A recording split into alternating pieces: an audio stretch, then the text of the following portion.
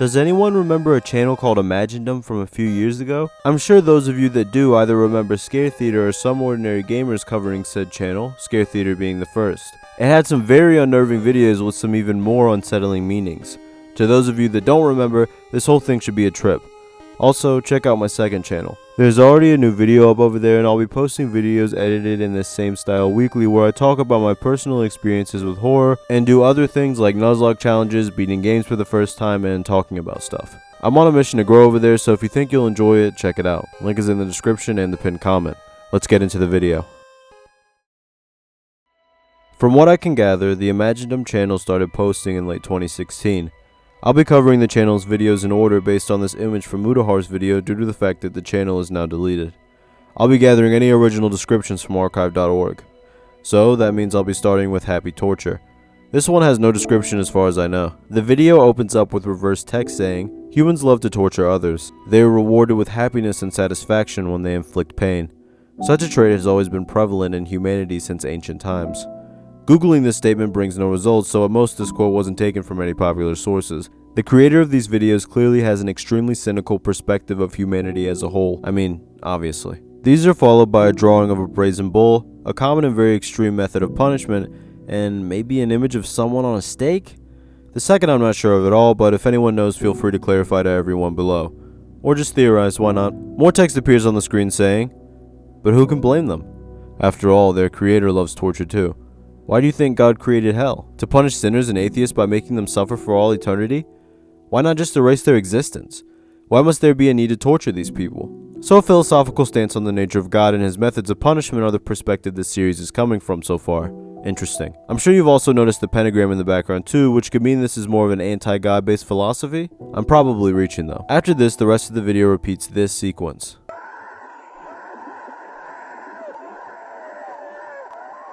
To me, and again I could be off, this seems to represent those that have been banished to hell and the torture that they're enduring. Although no distinctly human shapes can be made out, we can hear some distinctly human screams. So considering the prior text, it just makes a lot of sense. The next video on this channel is called Reproduction. The description of this video says, well, I'll just put it on the screen. It begins with an image of a baby twisting its head around with some unsettling distorted music in the background. This image style that Imaginedom has is not only very distinct, but very visceral and creepy. Everything is covered in this hellish red, and calling back to the previous video, it kind of feels like we're watching something being punished. Eventually the baby finally stops. It stares at the viewer as a high-pitched beep lingers in the background. Very creepy stuff. I'm glad I'm working on this with the lights on.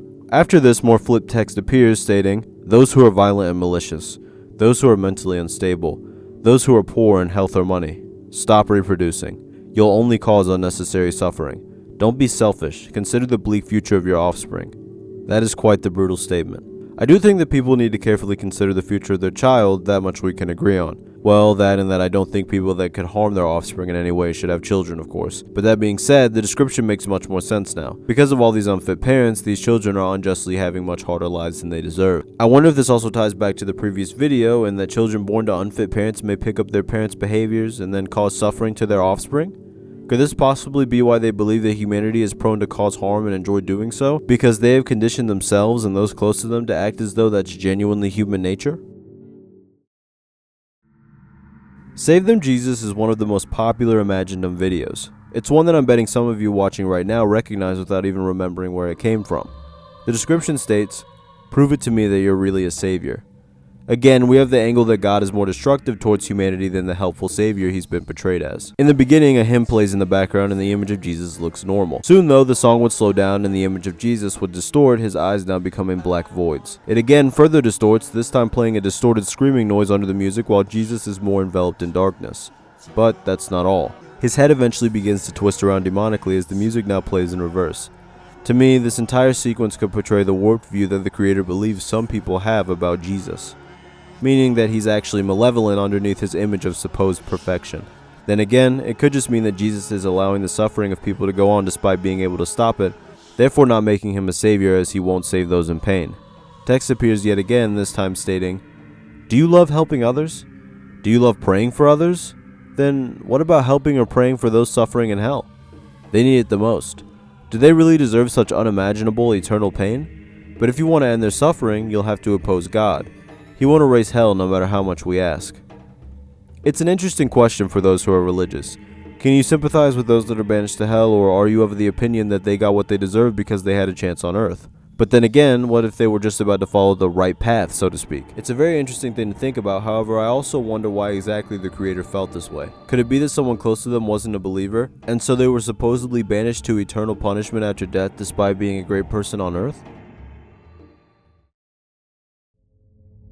The next video, titled Urgent Video, at least according to the screenshot from Mudahar's video, as every archive I've seen says urgent for some reason, may give some insight into the channel's current state of non-existence. The creator explains they made a video called Joy of Murder that was taken down, which apparently was a video with little meaning. Upon further search, I can't find this video anywhere, so if this video ends up reaching a lot of people and you have that archived, feel free to post it. They then continue by saying they already knew about YouTube's proclivity to be hostile towards small channels, and that the YouTube Heroes program made things worse as it gave users the ability to mass flag videos. I actually forgot about the Heroes program stuff until now. It's crazy. Due to their opinions and general questioning of God, a lot of their videos get hate flagged by Christians according to them. They also show a conversation in which they explain that if you're a Christian who does good for others, then they respect it, but that they're still skeptical about God. They also explain that children tend to be against their videos due to their inability to process the philosophical nature of the content.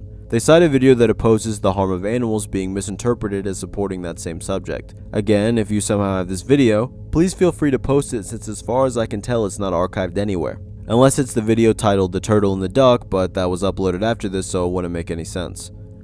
They then show screenshots of someone who is very adamant on getting his channel struck down because of said video. They then say that although they do have more extreme content, they heavily censor it, so it couldn't be an issue despite the topics they cover.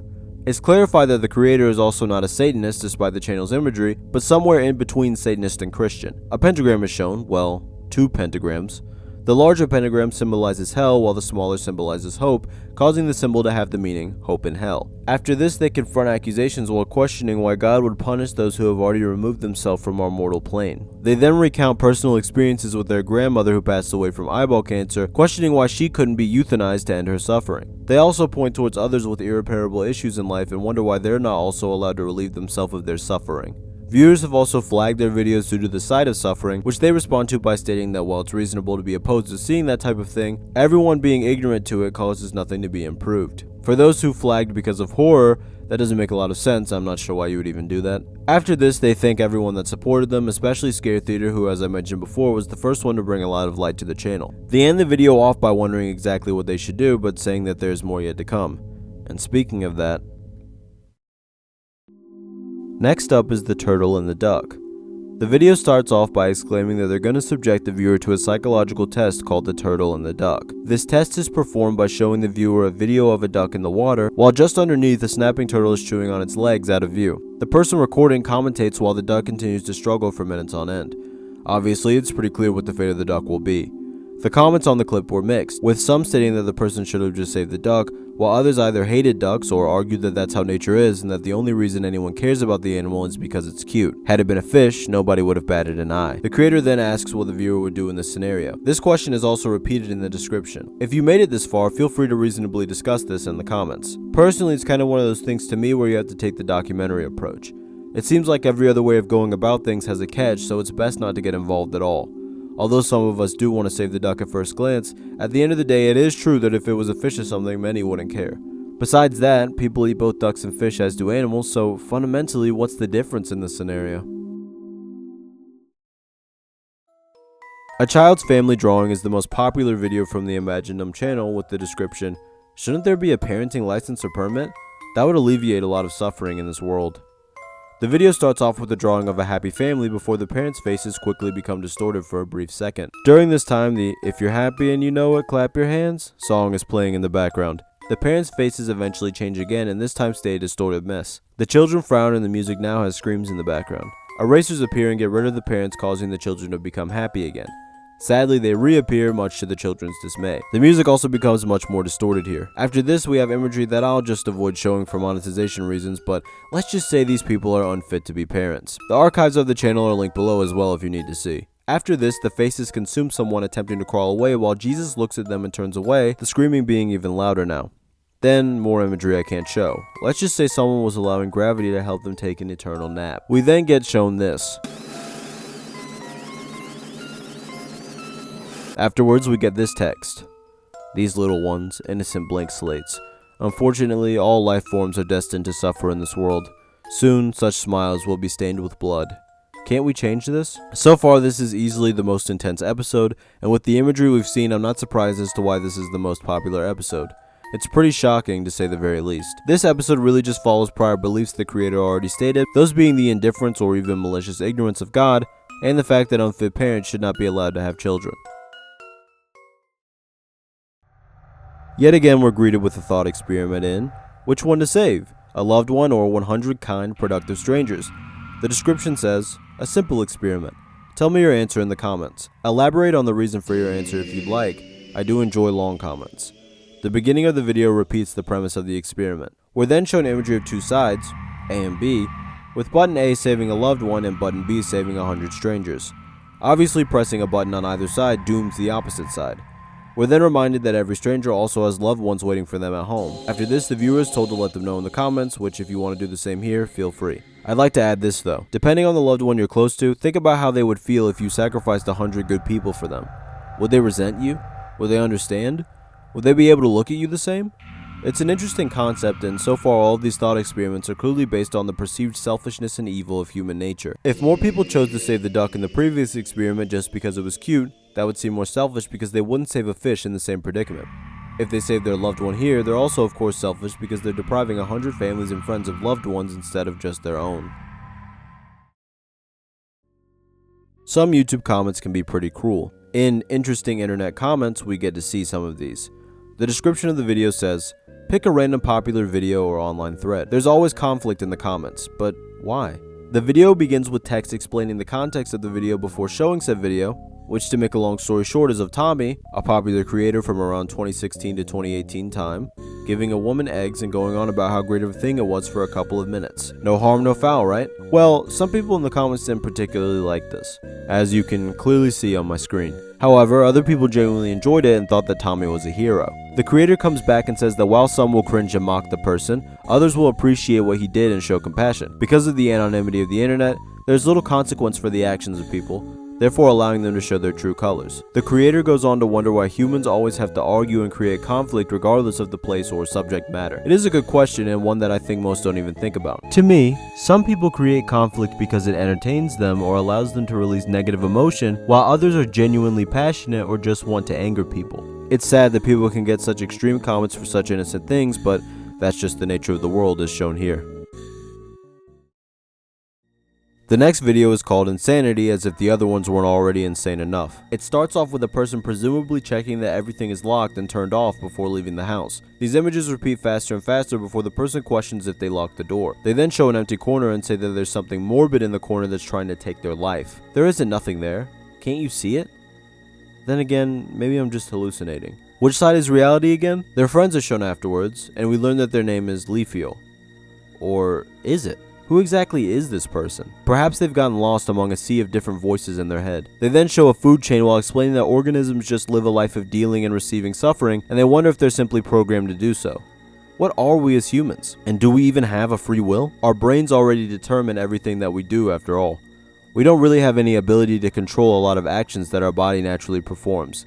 Perhaps life doesn't matter. I mean, death is inevitable after all, right? Then they say that they wish that they were ignorant and that perhaps they're making these videos in order to preserve any sanity that they have left. This was another really rough one and another question to ponder. Again, we see mention of the biological desire that all organisms supposedly have to inflict suffering upon other organisms. We also see more into the creator's nihilistic perspective. While it can be argued that death is inevitable, the fact that death is inevitable should motivate you to live life to the fullest and enjoy or at least achieve what you can. After all, if you fail or embarrass yourself, you'll eventually die anyway, so why not go for it?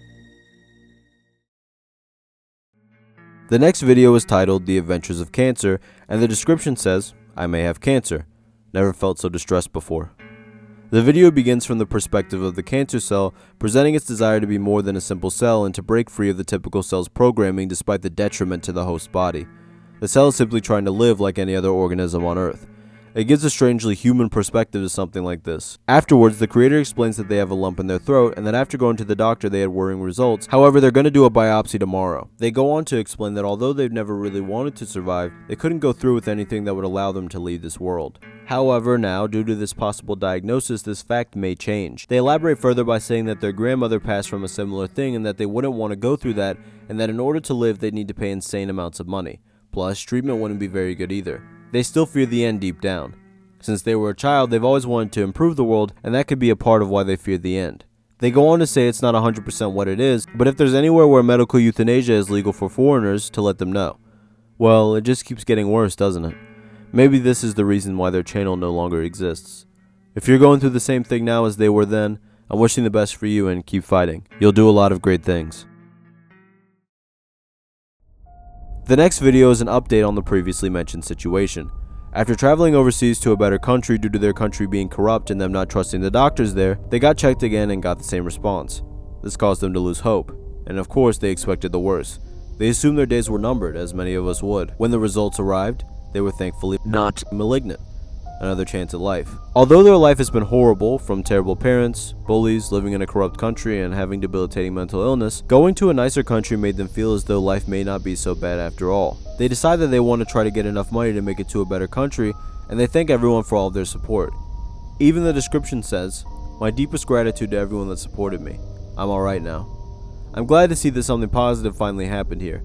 And that makes all the prior videos make more sense. Every single video and perception of humanity that they have was specifically based on their actual experiences with people, not just them being philosophical or viewing the dark sides of humanity through the internet. Things are starting to add up, at least a little bit. Since I have no idea what order the last two videos are in, I'll be starting with A Mistake Called Life. The creator opens up by questioning why people enjoy nature, since really it's all just mechanisms consuming energy, reproducing, and inflicting or receiving suffering endlessly. They go on to say that this could be the reason why they despise God, because his creations are so sadistic. After this, they show examples of nature, like birds eating a butterfly and humans exterminating mice. Every organism wants to survive and reproduce by any means necessary after all. Even plants compete for survival. They go on to say that there's something wrong with this world, yet despite that, all organisms continue to live anyway. Maybe it's just their raw instinct, their genetic coding. Maybe they're just not intelligent enough to understand, but if they were, what would happen? Existence is filled with suffering, and that doesn't make sense. I mean, for the most part, that's true. However, I think typically personal experience will determine how you perceive nature. For some of us, nature is a beautiful yet brutal thing that shows us some of the most amazing imagery and some of the worst imagery at the same time. But for others, it's exactly as the creator described, a horrible place full of non-stop suffering and fighting for survival. Based on what they've said about their life, it makes sense as to why they've taken this perspective.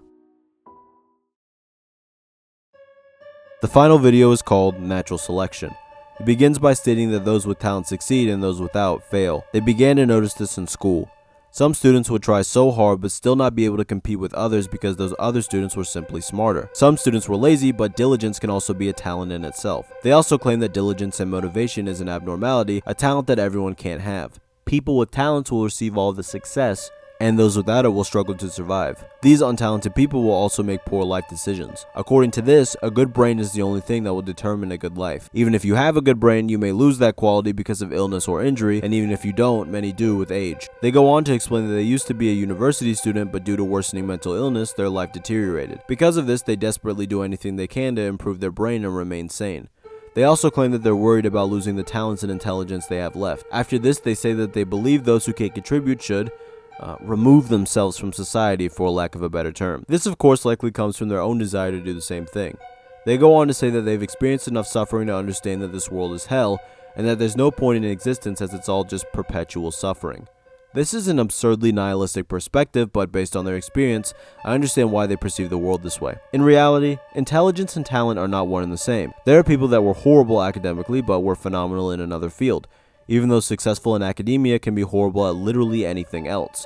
In the end, you can still be decent or good at something if you properly work on it. Obviously, those with talent will be better, but it's better to be good at something than to be horrible at it. Everyone inherently has something they're good at, and that's just how it is. Some just don't realize their potential because they're forced to do things they don't want to or simply give up. Like I said before, if you're gonna die anyway, you might as well see how many things you can get good at first. I can't know what happened to this person, and that's why it's the most mysterious channel. If you have any more info you'd like to share about this channel, tag me on Twitter and I'll retweet it and I'll share it in my community tab if it's legit. Have a good day, everyone.